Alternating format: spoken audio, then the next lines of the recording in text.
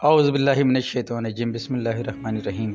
یاسین شاہ Jabbari Islamic world YouTube channel کے ساتھ آپ کی خدمت میں حاضر ہے۔ آج ہم آپ کو رجب المرجب کی عظمت اور فضیلت کے بارے میں کچھ حدیث مبارکہ پیش کریں گے۔ الحمدللہ رب العالمین والصلاة والسلام علی سید الانبیاء والمرسلین، اما بعد فاعوذ باللہ من الشیطان الرجیم بسم اللہ الرحمن الرحیم۔ بصرہ کی ایک نیک خاتون نے بوقت وفات اپنے بیٹے کو وصیت کی، مجھے اس کپڑے کا کفن دینا جسے پہن کر میں رجب المرجب میں عبادت کیا کرتی تھی۔ بعد از وفات بیٹے نے کسی اور کپڑے میں کفنا دیا۔ جب وہ قبرستان سے گھر آیا تو دیکھا کہ جو کفن اس نے پہنایا تھا وہ گھر میں موجود تھا۔ اس نے گھبرا کر ماں کی وصیت والے کپڑے کی تلاش شروع کر دی تو وہ اپنی جگہ سے غائب تھے۔ اتنے میں ایک غیبی آواز گونج اٹھی، اپنا کفن واپس لے لو جس کی اس نے وصیت کی تھی، ہم نے اس کو اسی کپڑے میں کفنایا ہے، کیونکہ جو رجب کے روزے رکھتا ہے ہم اس کو قبر میں رنجیدہ نہیں کرتے۔ رجب میں یہ دعا پڑھنا سنت ہے۔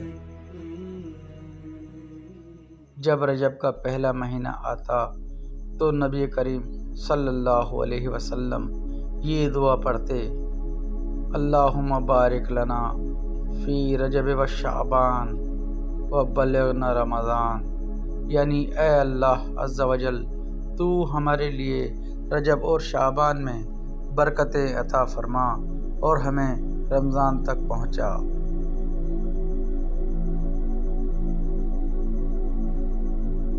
اللہ پاک کا مہینہ، فرمان مصطفیٰ صلی اللہ علیہ وسلم، رجب اللہ تعالیٰ کا مہینہ اور شعبان میرا مہینہ اور رمضان میری امت کا مہینہ ہے۔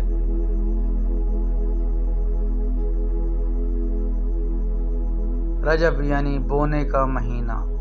حضرت سیدنا علامہ صفوری رحمۃ اللہ علیہ فرماتے ہیں، رجب المرجب بیج بونے کا، شعبان المعظم آب پاشی یعنی پانی دینے کا، اور رمضان المبارک فصل کاٹنے کا مہینہ ہے۔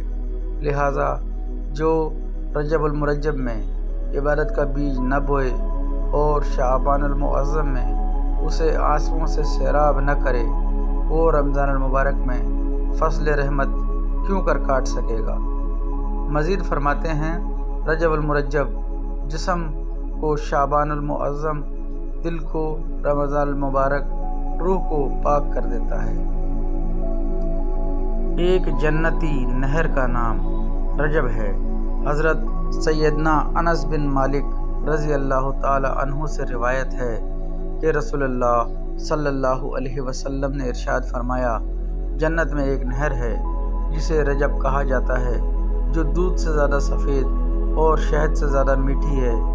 جو کوئی رجب کا ایک روزہ رکھے تو اللہ عز و جل اسے اس نہر سے سیراب کرے گا۔ 5 بابرکت راتیں۔ حضرت سیدنا ابو امامہ رضی اللہ تعالی عنہ سے مروی ہے کہ نبی کریم رؤوف الرحیم صلی اللہ علیہ وسلم کا فرمان عظیم ہے، 5 راتیں ایسی ہیں جن میں دعائیں رد نہیں کی جاتی۔ نمبر 1، رجب کی پہلی یعنی چاند رات۔ نمبر 2، 15 شعبان المعظم کی رات یعنی شب بارات۔ نمبر 3، جمعرات اور جمعے کی درمیانی رات۔ نمبر 4، عید الفطر کی چاند رات۔ نمبر 5، عید الاضحیٰ یعنی ذوالحجہ کی 10ویں رات۔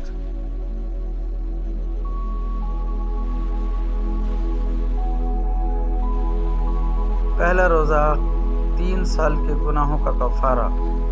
فرمان مصطفیٰ صلی اللہ علیہ وسلم، رجب کے پہلے دن کا روزہ 3 سال کا کفارہ ہے، اور دوسرے دن کا روزہ 2 سال کا، اور تیسرے دن کا 1 سال کا کفارہ ہے، پھر ہر دن کا روزہ 1 ماہ کا کفارہ ہے۔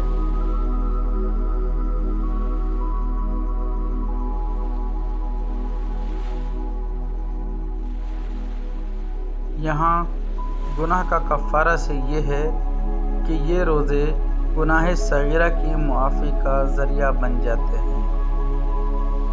رجب میں پریشانی دور کرنے کی فضیلت۔ حضرت سیدنا عبداللہ ابن زبیر رضی اللہ تعالی عنہ سے روایت ہے، جو ماہ رجب میں کسی مسلمان کی پریشانی دور کرے تو اللہ عز و جل اس کو جنت میں ایک ایسا محل عطا فرمائے گا جو حد نگاہ تک وسیع ہوگا۔ تم رجب کا اکرام کرو، اللہ تعالیٰ تمہارا 1000 کرامتوں کے ساتھ اکرام فرمائے گا۔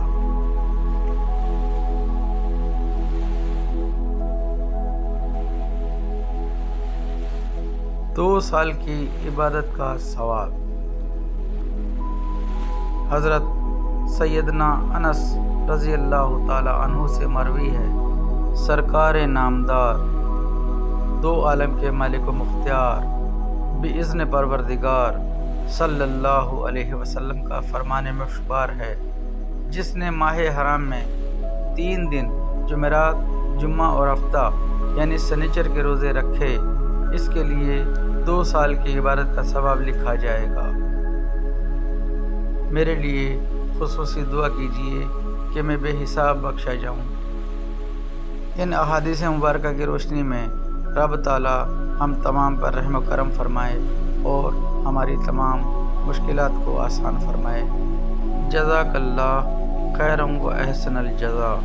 اجازت دیجیے اور نماز کی پابندی کیجیے اور رجب المرجب کی تمام ساعتوں کا استقبال رب تعالیٰ کے اور اس کے رسول صلی اللہ علیہ وسلم کے بتائے گئے طریقے سے کیجیے۔